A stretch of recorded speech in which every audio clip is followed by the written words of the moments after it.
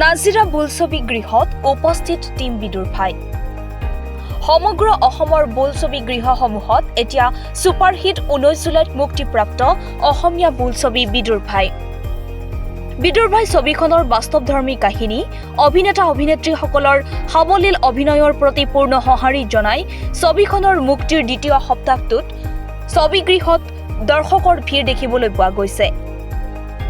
আজি নাজিৰা বোলছবি গৃহত উপস্থিত হৈ বিদুৰ ভাই ছবিখনৰ কেইবাগৰাকী মুখ্য চৰিত্ৰত অভিনয় কৰা অভিনেতা অভিনেত্ৰীৰ লগতে পৰিচালক।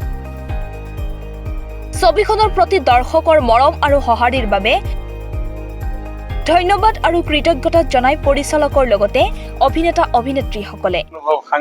সাংঘাতিক কি কম, আমি বঙাইগাঁৱৰ পৰা সমগ্ৰ অসম ভ্ৰমণ কৰিছো, প্ৰতিটো চিনেমা হলত সোমাইছো, ৰাইজৰ আশীৰ্বাদ লৈছো আৰু ৰাইজৰ উৎকণ্ঠা দেখি, ৰাইজৰ ৰিয়েকশ্যন দেখি সাংঘাতিক বেছি উৎসাহী হৈ পৰিছো।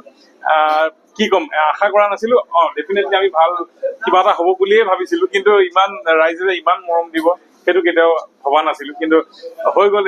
ৰাইজে সম্ভৱ কৰি তুলিলে। আমাৰ ফালৰ পৰাও খুবেই বেছি কষ্ট কৰা হৈছিলে প্ৰজেক্টটোত, এই কষ্টখিনি সাৰ্থক হৈছে আজি। খুবেই ভাল লাগিছে। ৰাইজক আচলতে বহুত বেছি ধন্যবাদ জনাব বিচাৰিছো, কাৰণ আমাক ইমান বেছি মৰম দিছে। ইমান ৰ'দত আচলতে আমিও ওলাই আহিছো যদিও আমাৰ চিনেমা হিচাপে, কিন্তু তেওঁলোকে চাবলৈ বুলি ওলাই আহিছে, যিটো সময়ত আচলতে বিচনী মাৰি মাৰি মানুহে থাকিব পৰা নাই।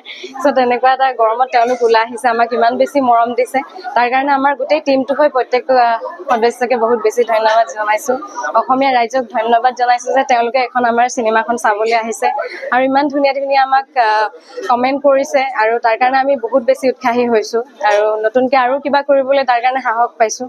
তাৰ কাৰণে বহুত বেছি ধন্যবাদ। শিৱসাগৰৰ পৰা ফাৰহান লস্কৰৰ প্ৰতিবেদন, দি নৰ্থ ইষ্ট।